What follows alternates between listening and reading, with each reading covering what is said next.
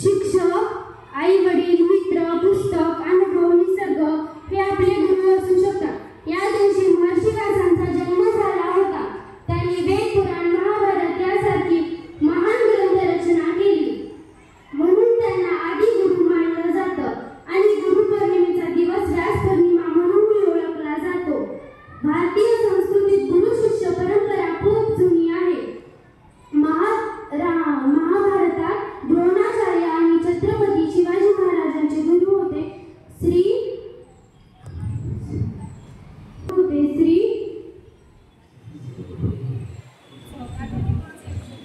गुरूंना आदराने, म्हणून आपण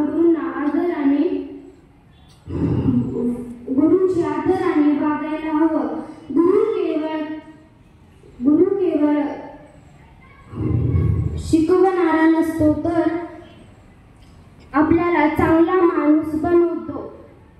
शेवटी इतकेच म्हणते की गुरूंच्या ऋणाशी कृतज्ञ राहावे, मोल आयुष्याचे जाणून घ्यावे, गुरूंच्या चरणी स्वर्ग पाहावे, चरणी त्यांच्या नतमस्तक व्हावे, धन्यवाद।